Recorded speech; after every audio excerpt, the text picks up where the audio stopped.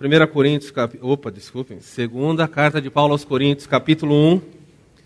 Hoje leremos do verso 8 ao verso 11. Segunda carta de Paulo aos Coríntios, capítulo 1, versículo 8 até o verso 11. É a meditação dessa noite. Vamos tirar lições a respeito do que o Senhor quer nos mostrar. Nós já vimos que o apóstolo Paulo escreve a segunda carta de Paulo à cidade de Corinto. Quando Paulo escreve, ele está numa situação mais tranquila. Os irmãos lembram por quê? Porque ele, depois de uma série de conflitos com essa igreja, escrevendo cartas duras, fazendo uma visita triste na cidade, onde ele é afrontado, onde ele é perseguido, nós vemos que o apóstolo Paulo, no final de tudo, consegue êxito ao mandar Tito até lá. Tito volta com boas notícias, dizendo que a igreja havia se arrependido. Então Paulo, da Macedônia, provavelmente da cidade de Filipe, ele escreve essa carta para os coríntios. E Paulo então escreve essa carta defendendo o seu apostolado, que embora muitos tinham aceitado, existia na igreja ainda alguns líderes e falsos mestres infiltrados que duvidavam do apostolado de Paulo. Semana que vem nós vamos ver uma das razões por que eles questionavam o apostolado desse homem. Hoje o que nós vamos ver então é que Paulo vai escrever e Paulo vai narrar para esses irmãos algumas coisas que aconteceram na sua própria vida. Nós vimos algumas semanas atrás, no primeiro culto, no estudo desse livro, nós vimos que Deus é quem manda na igreja. Deus é quem decide quem serve, onde serve, como serve. Tudo isso é soberania dele. Ele decide se alguém vai servir como apóstolo, se alguém vai ser um simples irmão na igreja, se alguém vai servir na cidade de Corinto ou na região da Acaia. Ele toma decisões.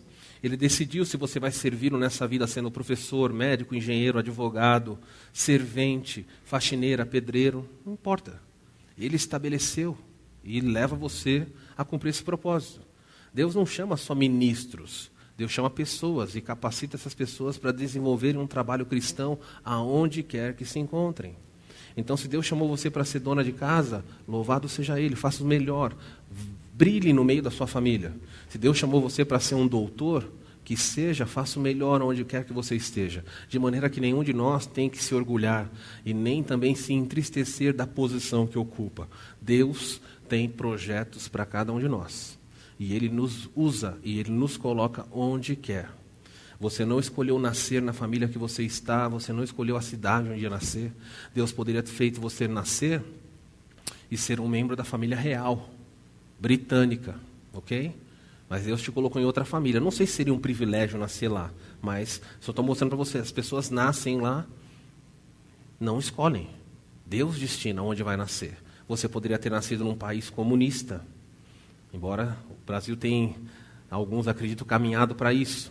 Você poderia ter nascido num país onde a perseguição é muito severa. Seja como for. Eu só quero que você entenda, para não voltarmos, que o nosso Deus é soberano a ponto de chamar e distribuir você e a mim nesse mundo como quis. Segundo a mensagem, nós vimos que o apóstolo Paulo diz que Deus oferece para aqueles que são perseguidos pela fé um conforto sem igual, um conforto especial.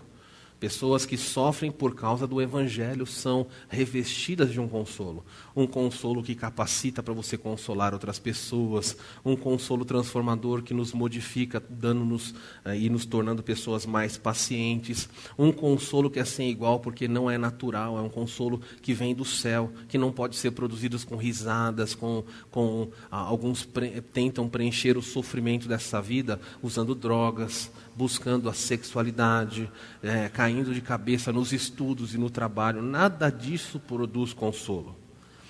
O consolo real, o consolo permanente, é só Deus que pode produzir no coração. É um consolo inexplicável. É um consolo que as pessoas ficam admiradas. E isso está à sua disposição quando você sofre pelo nome de Cristo. Por fim, Paulo diz que se formos participantes do sofrimento de Cristo, também seremos do seu consolo quando Ele voltar. Então essa é a garantia de quem sofre. Hoje nós vamos olhar outros aspectos. Olha aí do versículo 8 em diante, Paulo diz assim: Irmãos, porque irmãos, não queremos que vocês ignorem a natureza da tribulação que nos sobreveio na Ásia, porquanto foi acima das nossas forças, a ponto de desesperarmos até da própria vida. Contudo, já em nós mesmos tivemos a sentença de morte, para que não confiemos em nós, e sim no Deus que ressuscita os mortos, o qual nos livrou e livrará de tão grande morte, em quem temos esperado, que ainda continuará a nos livrar, ajudando-nos também vós, com as vossas orações a nosso favor, para que por muitos sejam dados graças a nosso respeito, pelo benefício que nos foi concedido por meio de muitos. Então o apóstolo Paulo vai nos mostrar hoje algumas lições que temos que aprender, particularmente esses versos do 8 ao 11, são versos difíceis. Às vezes, como crente, eu confesso para você que se eu pudesse tirar algumas partes da Bíblia, porções selecionadas, eu tiraria essa parte aqui, porque não é uma parte, não foi gostoso estudar. Tem partes que você estuda e fala, Senhor, isso mesmo? E são partes mais espinhosas. E elas assustam o meu coração. E talvez você saia daqui assustado um pouco. Paulo falou de conforto, agora ele vai falar de tribulação.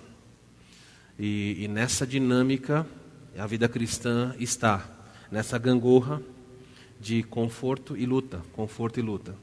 Não acredite no cristianismo que é só conforto. Não acredite no cristianismo também que é só luta e não tem conforto. Deus nos conforta, o apóstolo Paulo já falou isso. Mas vamos olhar para esse texto aqui e ver então por que esse texto é um pouco mais duro no que Paulo vai dizer.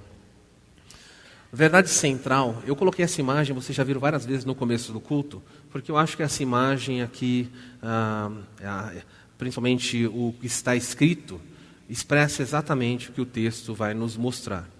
Essa daqui é a foto do professor Carlos Oswaldo, ele estava dando uma palestra, ele faleceu, vocês sabem, em 2014, e certa vez, enquanto ele ensinava numa palestra, ele disse em alto e bom som para os participantes o seguinte: os métodos de Deus nem sempre fazem sentido, mas estão sempre certos. Vou repetir. Os métodos, se você quiser mudar métodos para planos, fique à vontade. O fato é que Deus tem planos e métodos que não fazem muitas vezes sentido. De modo que o crente, se você não passou por isso, eu digo para você que você vai passar. Algumas vezes você vai olhar para a sua vida e falar, Senhor, não faz sentido isso aqui. Não estou vendo, eu não entendo porque o Senhor tem procedido dessa forma. Senhor, eu comecei a frequentar a tua igreja, eu fui salvo pela graça e as lutas se tornaram mais severas. Senhor, olha só, eu tinha uma vida assim, agora que eu me converti, eu enfrento tantas lutas, tantas dificuldades, que eu olho na minha família e olho para as pessoas às vezes à minha volta, que não te conhecem, e elas parecem poupadas desse sofrimento. Eu vejo pessoas sorrindo e cantando, enquanto eu vejo muitos crentes chorando. Então, Senhor, parece não faz sentido a maneira como o Senhor trata e trabalha. Senhor, olha só, meu filho nasceu sem saúde, eu que te sirvo. O Senhor me deu um filho, uma filha com um problema, enquanto há tantas pessoas aí que profanam o teu nome, que têm filhos saudáveis, que têm filhos com uma inteligência, com um certo vigor físico. Senhor, não faz sentido o que o Senhor faz. Eu sou honesto nos meus negócios e a situação se torna mais difícil. Eu estou vendo o meu comércio, estou vendo o negócio que eu estou gerenciando padecer dificuldades simplesmente porque eu tenho procurado te agradar. Não faz sentido, enquanto aquelas pessoas que são desonestas prosperam. Senhor, eu ligo a televisão e vejo políticos no nosso Brasil que roubam milhões em dólar.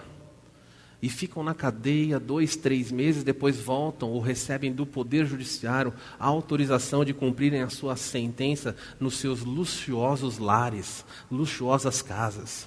Eu vejo pessoas que roubam e estão andando de Porsche, Ferrari, e eu tenho que pegar ônibus para trabalhar, ando de bicicleta, o meu carro está queimando fumaça. Senhor, eu não consigo ver sentido no que o Senhor está fazendo.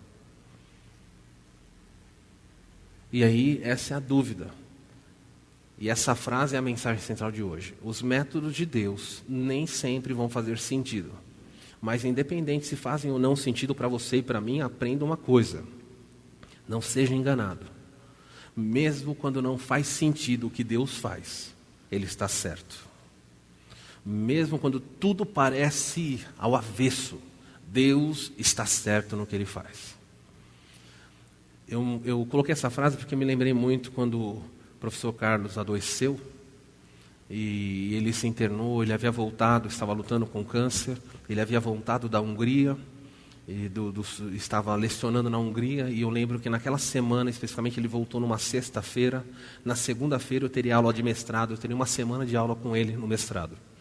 E ele voltou, e no domingo ele não se sentiu bem, teve um pouco de febre, e queriam levar ele para um hospital em São Paulo, e ele disse: não, eu não quero ir para São Paulo, eu quero passar no hospital aqui em Atibaia, ser tratado rapidamente e voltar para dar aula amanhã. Mal ele sabia que 3 dias depois ele estaria morto. E ele entrou no hospital, ficou internado, e a situação agravou rapidamente, e e-mails correram pelo mundo inteiro, gente por todas as partes que você pode imaginar clamaram. E gente, como eu orei por ele, eu falei: Senhor, não tira esse homem de frente. Nós precisamos dele. Senhor, eu estou dizendo como pastor, há tantos pastores que precisam dele. Deixa ele mais um pouco. Eu nem estou pedindo cura, eu estou pedindo para o Senhor deixar ele vivo aqui. O Senhor é soberano para isso. E sabe como Deus respondeu? Deus o levou. E com isso, o curso de mestrado foi prejudicado. O curso onde eu estudava tinha 64 créditos, eles tiveram que reduzir o número de créditos para 40, porque ele praticamente lecionava 10 matérias. E as pessoas no velório dele perguntavam: por quê? Não faz sentido o Senhor tirar um homem que está fazendo tanto pelo Evangelho, num país que precisa tanto, e deixar tantos outros líderes à frente falando bobagens e mentiras e perversidades. Essas pessoas estão saudáveis, têm tempo na televisão. Por favor, deixa esse homem aqui. E Deus o levou. E eu me lembrei dessa frase quando eu estudava esse texto. Pode não fazer sentido, mas Deus está sempre certo. E quanto mais rápido você aprender isso, melhor vai ser a maneira como você vai se relacionar com esse Deus. Então hoje o que nós vamos ver é o seguinte: o que pode fazer parte do plano de Deus para quem o serve? O que é que pode estar nesse pacote? Veja a ênfase na expressão pode. Nem sempre isso acontece, mas pode fazer parte ali também. Um Deus que planeja todas as coisas, é soberano para decidir como vai lidar com você. Então, se você quer ser crente, e você é um crente, se você é salvo, saiba disso. O nosso Pai Celeste pode tomar decisões relacionadas a você que vão deixar você perdido, porque você não vai entender o que Ele está fazendo. E é nessas horas que você tem que lembrar: não sei o que fazes, mas está certo. Leva adiante o teu propósito, o teu plano. Muito bem. O que pode fazer parte do plano de Deus para a vida dos seus servos? A primeira lição vem no verso 8. Paulo diz assim: porque não queremos, irmãos, que vocês ignorem a natureza da tribulação que nos sobreveio na Ásia. Porquanto essa tribulação foi acima das nossas forças, a ponto de desesperarmos até da própria vida. Nós ouvimos o apóstolo Paulo dizendo e nos ensinando o seguinte: Deus pode planejar que passemos por situações gravíssimas. Vou repetir: o nosso Deus pode ter nos planos dele para a sua vida que você enfrente alguma situação, não é grave não, é gravíssima. E veja, o apóstolo Paulo diz para nós o seguinte: irmãos, dizendo para a igreja de Corinto, eu não quero que vocês ignorem o que aconteceu conosco. E seja o que for que aconteceu com ele, que foi grave a ponto de ele dizer, foi tão grave, que nós nos desesperamos. Desesperamos aqui, deixa eu explicar essa palavra, não é a palavra que nós, não é a maneira que muitas vezes você vê as pessoas, estou desesperado, estou gritando, estou apavorado. O apóstolo Paulo usa a palavra desesperado para dizer, eu perdi a esperança de continuar vivo. Ficou claro para mim que o que estava acontecendo era um caminho sem volta. Deus me levou numa situação, e por mais impressionante que seja essa situação, mais grave que seja, Ele não registrou para nós o que é. E quando eu li isso daqui, eu fiquei imaginando, quando nós enfrentamos um problema muito grande, qual é a primeira reação que nós temos? Alguns podem reclamar, mas nem sempre. Mas, tirando o lado negativo da reclamação, o que é comum um crente fazer? Buscar a Deus. Sozinho, ele vai pedir oração, ele vai compartilhar. Por que Paulo não contou para nós? Por que Paulo não contou para ninguém esse problemão que ele estava enfrentando? Por que ficou em silêncio uma situação tão grave? E nós, muitas vezes, passamos por problemas muito menores do que ele passou aqui, porque ele fala assim, olha, eu perdi a esperança de continuar vivo, e aí os autores, os comentaristas vão especular a respeito. O que será que aconteceu com esse homem? Nós temos alguns relatos na vida de Paulo que poderiam justificar isso, mas nós não podemos afirmar que é isso. Aonde você está, volte um pouquinho. Paulo diz que o problema que ele enfrentou foi na Ásia. Você volta para a primeira carta de Paulo aos Coríntios, nós já pregamos isso. Dá uma olhadinha no verso 32. Primeira carta de Paulo aos Coríntios, capítulo 15, versículo 32. Olha o que Paulo diz assim. Se como homem lutei com feras, que me aproveita isso? O apóstolo Paulo escreve isso e não diz para nós o que é isso. Ele diz assim, em Éfeso, eu enfrentei feras. Sejam feras, ele usando isso de uma maneira metafórica, dizendo homens ferozes, ou pode ser que ele enfrentou realmente feras, foi lançado num lugar onde existiam animais ferozes que poderiam matá-lo. Existem essas duas possibilidades aqui. E o apóstolo Paulo poderia estar em mente aqui, no que ele escreve em 2 Coríntios, isso. Olha, enfrentei uma situação em Éfeso que para mim, eu perdi a esperança, era a morte certa. E não aconteceu isso. Outros acreditam, nós temos lá no relato de Atos, capítulo 19, quando Paulo enfrenta um problema, um homem chamado Demétrio levanta uma perseguição contra Paulo, e a cidade toda se levanta em fúria. E durante 2 horas, uma multidão insana grita, grande é a Diana dos Efésios. E pulam pela rua, e rasgam suas vestes, estão furiosos. E é neste contexto que nós vemos lá que Paulo queria sair para falar com eles, e o pessoal fala, não, Paulo, você vai embora. E Paulo vai embora da cidade de Éfeso naquela situação. Talvez ele esteja pensando nisso. Você já pensou, já passou por uma situação, pode se imaginar numa situação onde uma turba, uma multidão, uma cidade inteirinha se levanta, querendo matar você, despedaçar você vivo?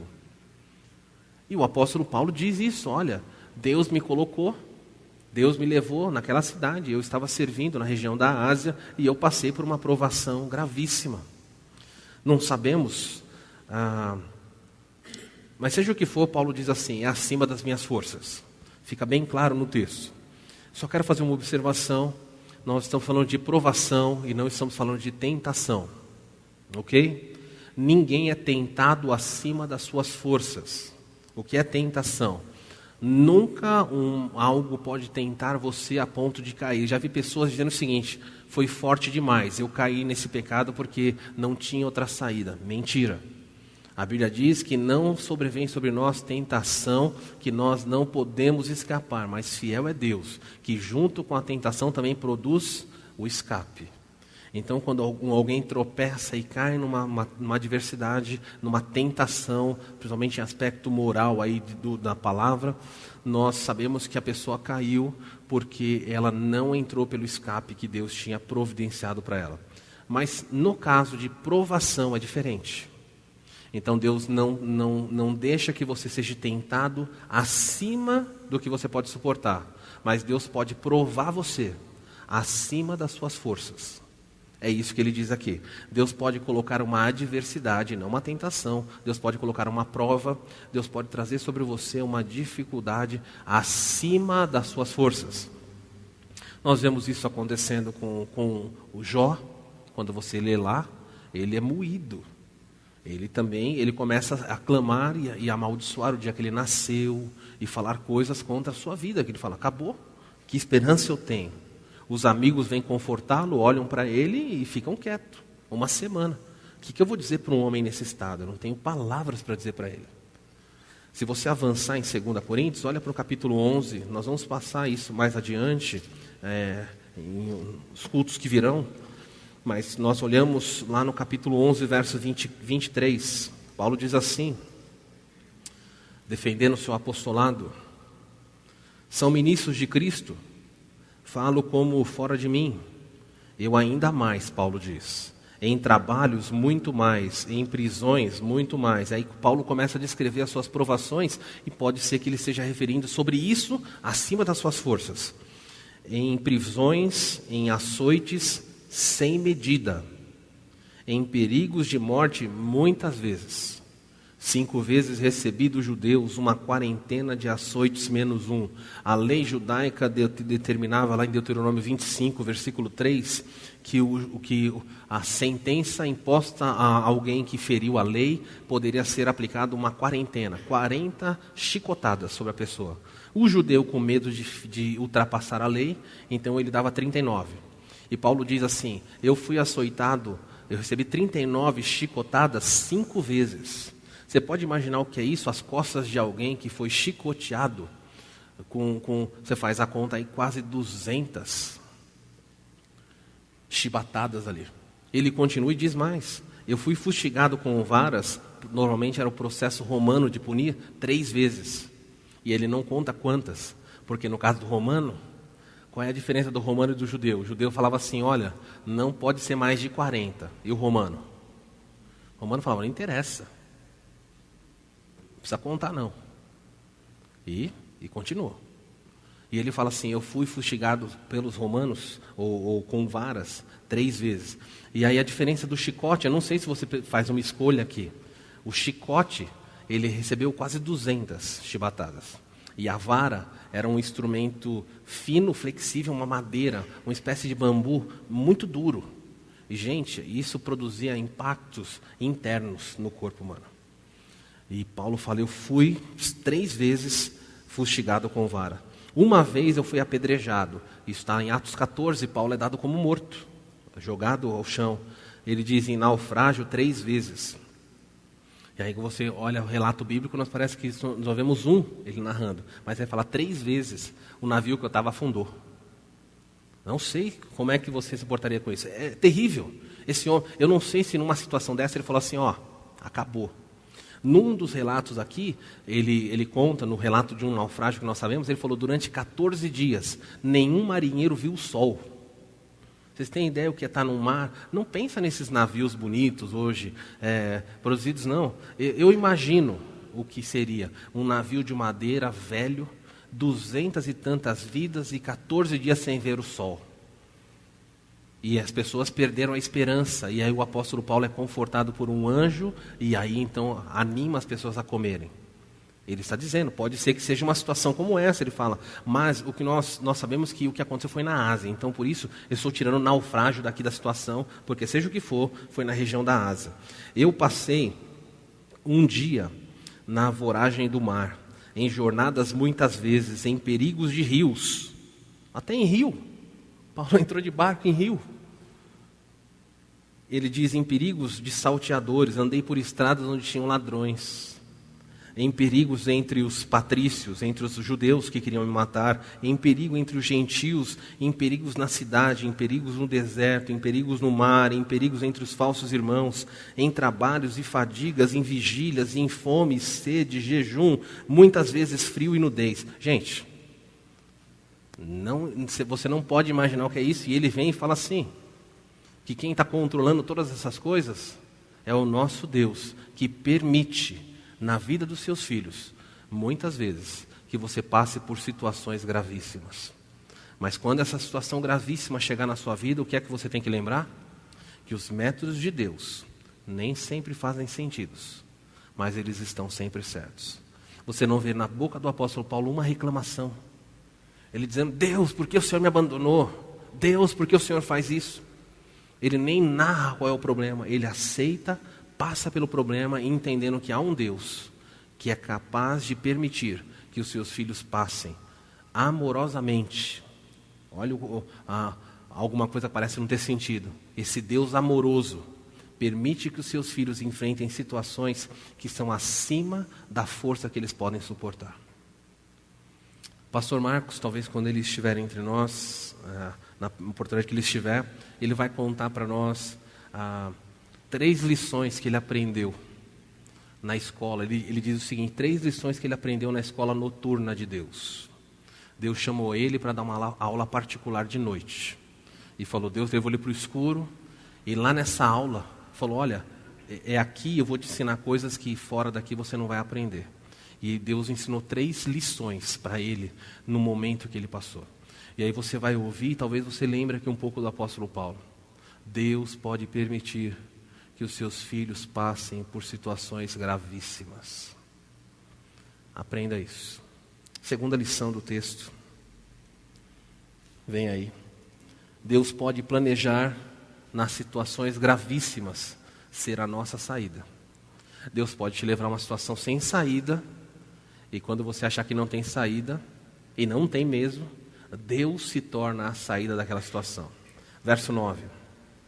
Contudo, já em nós mesmos tivemos a sentença de morte. Não se sabe se o apóstolo Paulo está se referindo a uma sentença judicial que ele recebeu em algum julgamento. Não sabemos se o apóstolo Paulo se sentenciou pessoalmente, olhou para a sua situação e disse, eu vou morrer. E decretou sabendo, é morte na certa o que vai acontecer comigo. Ele diz assim, nós já tínhamos a sentença de morte sobre nós, para que não confiemos em nós, e sim no Deus que ressuscita os mortos. O apóstolo Paulo evoca uma figura aqui que aconteceu lá com Abraão. Em situações quando não parece ter mais saída, por exemplo, no caso de Abraão, nós encontramos Abraão levantando o seu cutelo e vai cravar o cutelo no seu filho Isaque. E quando não há mais saída, ele olha, ele não tem mais o que fazer, e Deus está esperando, vai, sacrifica o seu filho. E ele levanta aquilo para sacrificar o seu filho, e não há alternativa. Alguém, um anjo de Deus, grita para ele, Abraão, Abraão, não toques o seu filho, não faça isso. O nosso Deus se tornou a saída para Abraão. E é interessante que a Bíblia nos diz que Abraão tinha fé no Deus que era capaz de ressuscitar os mortos. E Paulo fala assim, olha, eu tenho sobre mim, eu ando nessa vida como um sentenciado à morte. Essa situação me ajudou a lembrar que a sentença de morte já está sobre mim, mas eu não devo temer. Por quê? Porque eu confio no Deus que é capaz de levantar os mortos. É por isso que o crente deve ter uma perspectiva diferente em relação a situações adversas. Alguém vem e diz para você numa área da saúde, você tem uma doença gravíssima que te levará a morrer em pouco tempo. É triste, é difícil. Mas ainda assim você pode voltar para Deus e saber, Deus, o Senhor é capaz de me tirar dessa situação se quiseres. Mas se o Senhor não tirar dessa situação, eu sei que o Senhor é um Deus que levanta os mortos. Eu sei que o meu fim não é a sepultura. Eu sei que o meu fim não é essa situação dramática que eu enfrento. O meu fim está nas tuas mãos, que me chamará no tempo oportuno de dentre os mortos. Então lembre-se do seguinte, quando a situação estiver totalmente fechada e não tiver mais saída, lembre-se que Deus a qualquer momento pode ser a saída. É muito bonito ver, porque a impressão que nós temos aqui é que Paulo falou, é certo que eu vou morrer. E não diz para nós o que aconteceu, mas algo sobrenatural acontece. E Paulo e os seus amigos são tirados dessa situação. E muda totalmente a história. Como lidar com um problema desse tipo? Como lidar com uma situação onde você não vê mais esperança? Coloque o seu foco em Deus. Ele é capaz de se tornar a saída para você. Antes de olharmos o outro ponto, isso me lembra muito a história de Sadraque, Mesaque e Abidnego. Eles dizem para Nabucodonosor o seguinte, o Deus a quem eu sirvo é capaz de me livrar. É capaz de livrar cada um de nós disso. Mas se ele não livrar, fique sabendo, ó rei, nós não vamos nos curvar. Pode nos matar. E Deus permite que aqueles 3 homens fiéis sejam lançados numa fornalha 7 vezes mais quente do que o normal. Uma situação gravíssima. Uma situação sem saída. Talvez esses homens ali naquele contexto tivessem pessoas que se compadecessem dele, mas não podiam fazer nada. E lançados lá dentro, Deus se torna a saída. E Nabucodonosor diz, nós lançamos 3 homens, mas eu vejo 4. E o quarto é semelhante ao filho do homem. E quando eles saem da fornalha andando, a Bíblia fala que a roupa não foi queimada, nada aconteceu e nem cheiro de fumaça eles têm. Esses detalhes no texto são fantásticos. A pior coisa que uma dona de casa pode esperar quando ela lava roupa é que alguém faça churrasco na casa do lado. Ou então que alguém jogue fogo no terreno para limpar o terreno. E está toda aquela roupa lá com comfort, cheirosinha, sei lá o que você põe na roupa, no varal, e aquela fumaça invade e impregna a roupa. A roupa continua limpa, não continua? Mas ela está cheirando o quê? Fumaça. Quando você vai a um restaurante, existem restaurantes que você vai, quando você sai dali, você está cheirando a comida, está cheirando ao ambiente que está ali. E o texto vem para nós e fala que esses homens saem dessa situação gravíssima e sobre eles nem o cheiro de fumaça tinha. Talvez estivessem cheirando Chanel 1, algum perfume, seja o que for.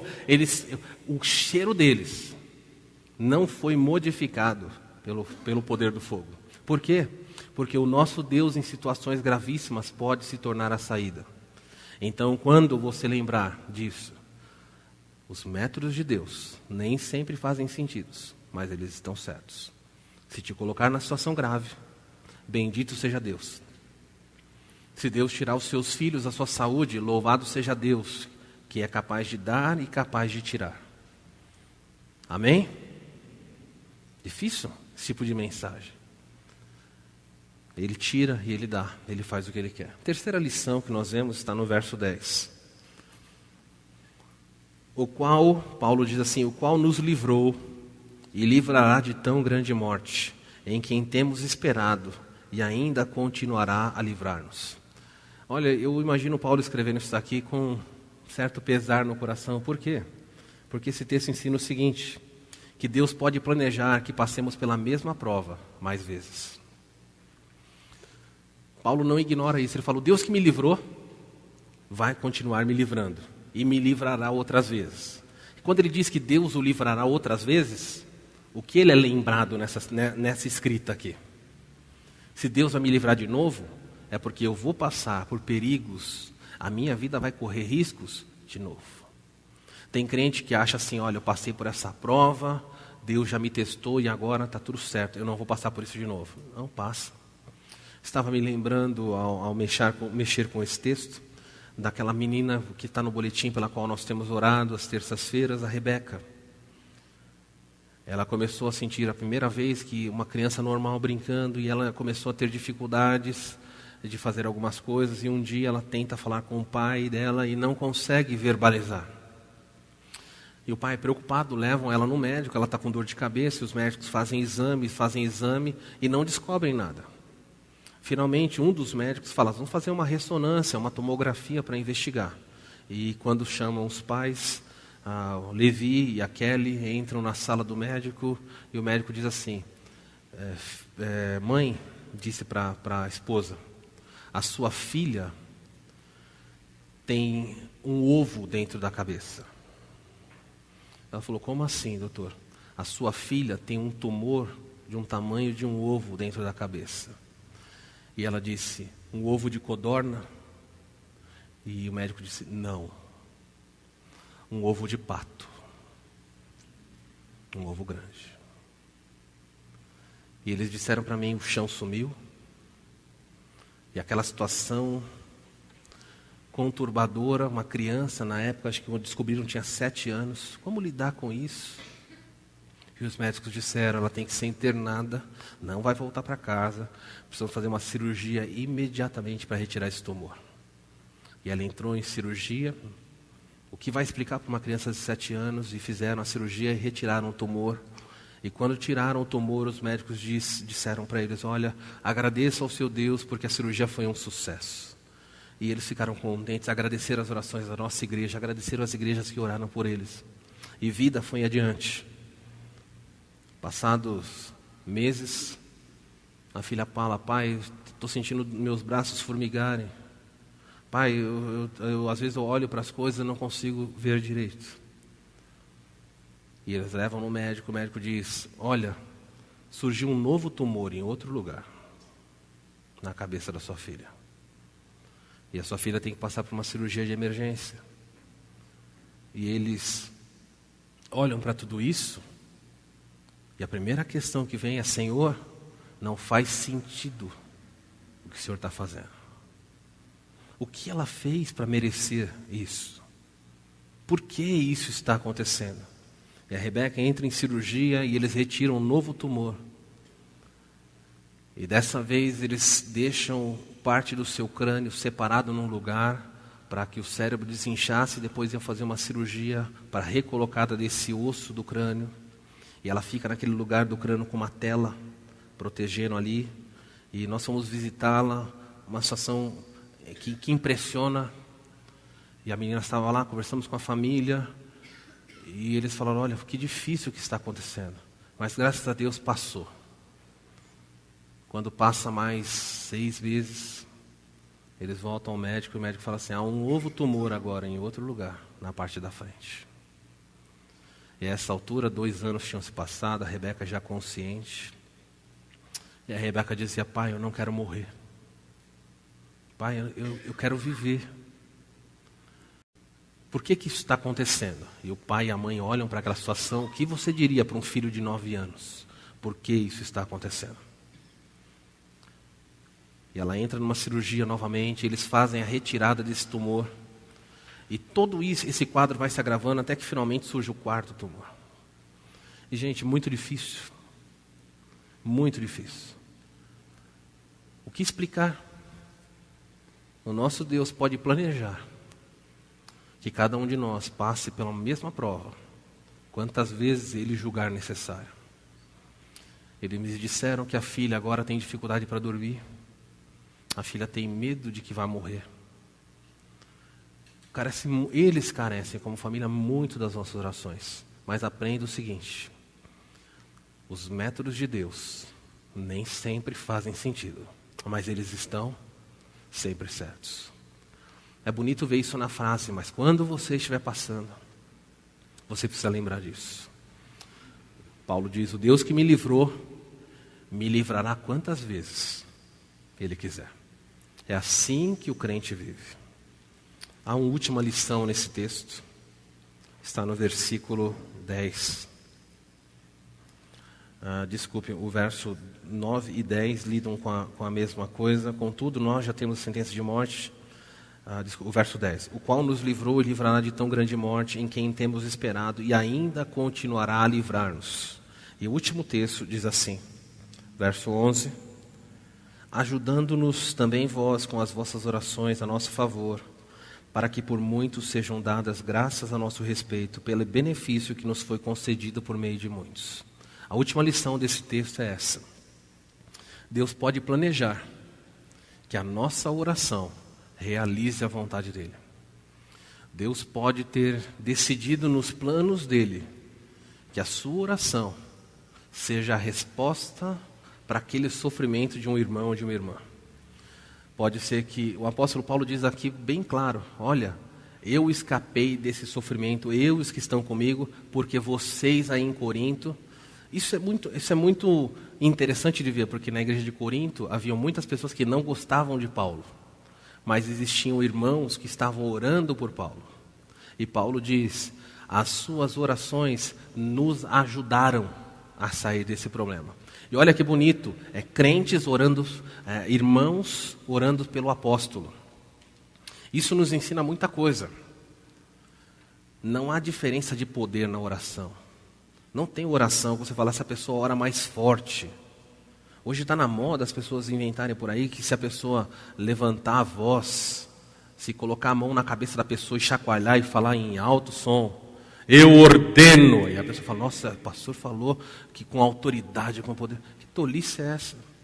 O apóstolo Paulo fala assim, vocês aí em Corinto oraram por mim e a oração de vocês ajudou-nos no que Deus queria fazer.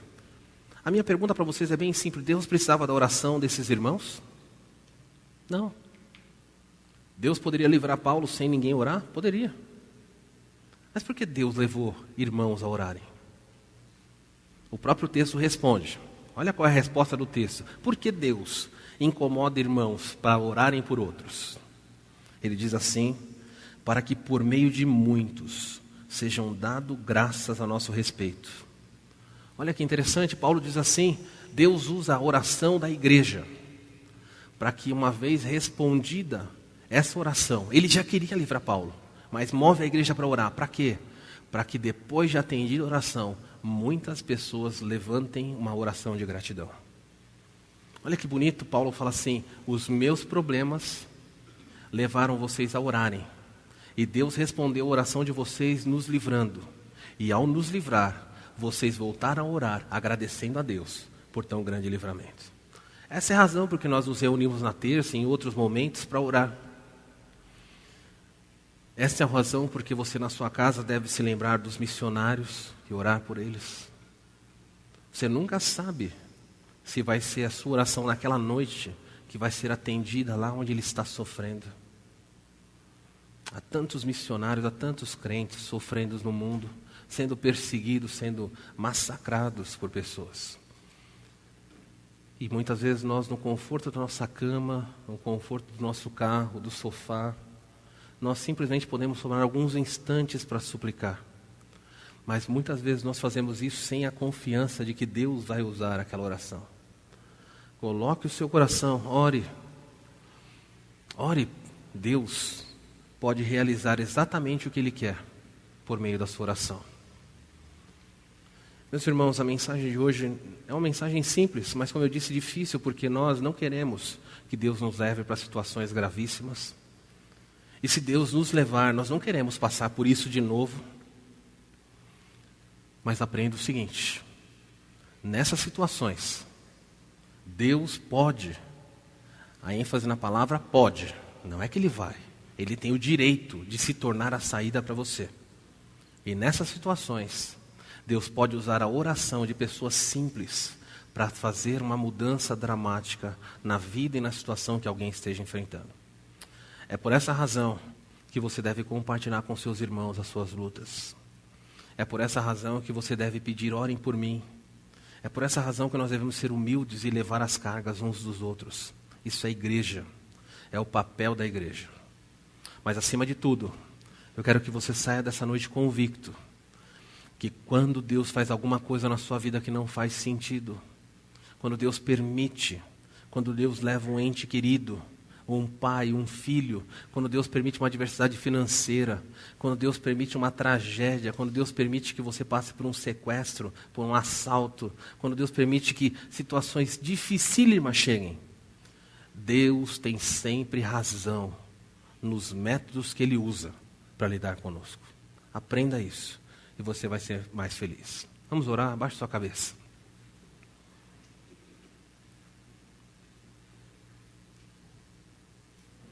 Hoje Deus trouxe você aqui para lembrar você que Ele tem um plano para cada uma das suas criaturas.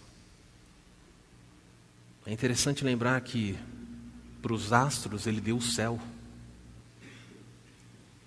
Para os peixes Ele deu rios e mares.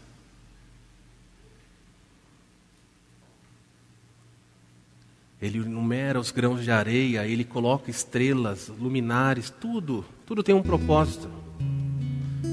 Por essa razão que você pode orar e falar: Senhor, nessa noite eu quero fazer um compromisso contigo. Sendo salvo, eu queria nessa noite renovar o meu compromisso de dizer para o meu coração que a minha vida eu entrego a Ti. E há uma razão, porque o Senhor entregou o Seu Filho por mim, de tal maneira que não importa onde eu for, não importa que situação eu enfrente, eu vou seguir a Ti. E se hoje há alguém aqui nessa noite, Pai, passando por uma situação gravíssima, se alguém está nessa noite aqui e nem imagina que brevemente vai passar por uma situação gravíssima, ó Deus de toda a graça, nos ensina que os Seus métodos nem sempre fazem sentido. Mas o Senhor sempre está certo. Bendito seja o Senhor quando nos der e nos tirar.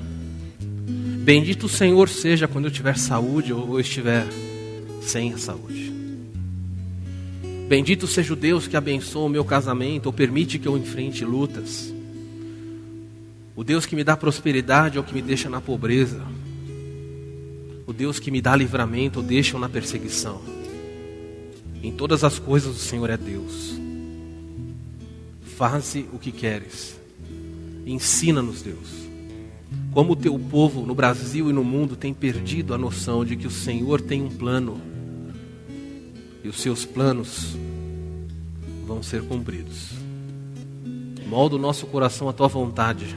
Se há alguém aqui rebelde contra a tua vontade, se há alguém aqui murmurando contra a tua vontade, que nessa noite cada um de nós seja lembrado: o Senhor tem um plano, cumpra ele em nós. Essa é a nossa súplica em nome de Jesus. Amém.